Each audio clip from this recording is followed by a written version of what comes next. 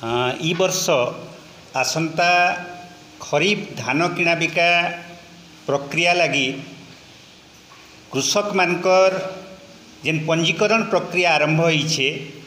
ई जुलाई 19 तारिख रु ताहाके नहीं करी उड़ीसा सरकार जेन निर्देशावली जारी करिछन आ तार संगे संगे संपृक्त जिल्लापाल माने सब कलेक्टरंक माध्यम रे आरआई मान को जेन निर्देश देइछन सेटा प्रत्येक कृषकंकर भितरे गोटे कोकुआ आशंका सृष्टि करिछे। प्रत्येक चाषींकर जेन वंशावली विवरणी प्रस्तुत करबार आउ धान किणा बिका प्रक्रिया रे तार विवरणी माध्यम रे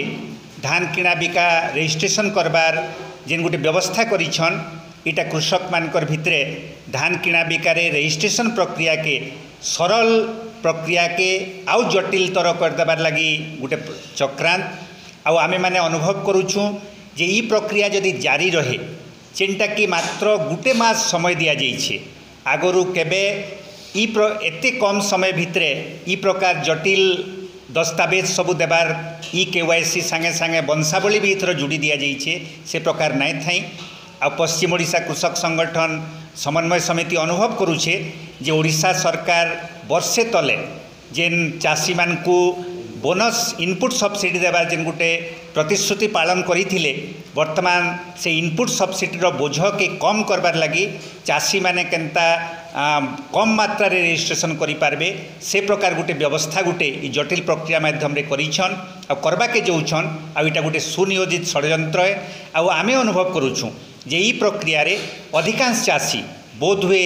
60-70% चाषी धान पंजीकरण प्रक्रिया बाद पड़ जाए आ मंडी रे सेमानकर धान बिक्री करी भी नहीं पारन से तार द्वारा से माने केवल जे इनपुट सब्सिडी वंचित हेबे सेटा नुहे से माने मिनिमम सपोर्ट प्राइस सर्वनिम्न सहायक दर पाइबार भी वंचित हेबे आ ओडिशार चाषी माने भीषण अंडर रेट शिकार होकर शोषण शिकार हेबे एताके नहीं करी चाषी मानकर भितरे घोर असंतोष दाना बांधुचे आ सबु जगार चाषी माने विभिन्न जेन आरआई ऑफिस के विभिन्न ऑफिस के दौड़ूछन चाष बास व्यस्तता समय रे इटा चाषी मान को हैरान हरकत करबार लगी उड़ीसार वर्तमान बीजेपी आ मोहन माझी सरकार गोटे चक्रांत है ई चक्रांत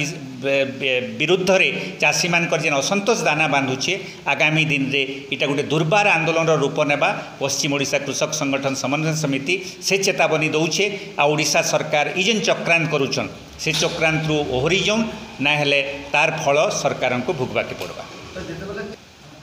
जदिओ से माने गोटे स्लोगान देबार लगी कहउछन गोटे मिछ स्लोगान जेटा लोकंकर सरकार बोली करी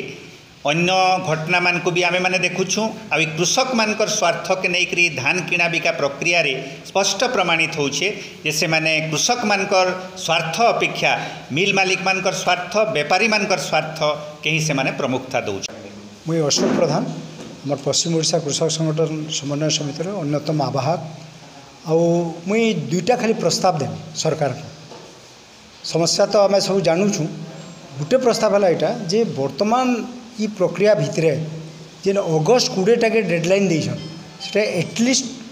अक्टोबर 15 तक घुचौन तार पर भी जदि इटा समाधान रास्ता नहीं मिला कि इटा गोटे बहुत जटिल प्रक्रिया है तो पहला सेटाके घोषणा करूँ जे करूँ आ द्वितीय कथाटा जेनटा बैंक अकाउंट्स के लेकर भयंकर परिस्थिति सृष्टि होइछे ओडिशा जे लास्ट ट्रांजेक्शन जेनु करूछे किसी वर्ष धरिक सेटा के कायम रख तो एटलिस्ट ई जेन जटिल ये हो प्रक्रियाटा बैंक रो अकाउंट्स के लेकर आ खास करी ई समय के देखिक से किछिटा रिलीफ मिलवा कि वर्तमान से समय नुहे जिनथि लगी सरकार माने निजर गोटे बहादुरी मारवा के जाकर चाषी को हैरान हरकत रू ना करूँ आ अन्य लोगों को लाभवान देवार प्रक्रिया से निजे देखुन इटा गोटे मत थर लगुचे आम आंदोलन करमु बोली कहबार किसी ना एक बार लोक मैंने सीधा सड़क ठिया है इथे आपन संगठित करमु ये करमु ये सब प्रश्न ना उठ जदि मासे भितर सरकार बंद कला जदि नाइन जेनता साथी कहले 70% चाषी कर ना पाले तो सेटा कहाँ चुप रहे सेटा हेबा आमे संगठन आड़ दाबी करवाटा उचित लोक स्वतः राज रास्ता के ओह्लाबे।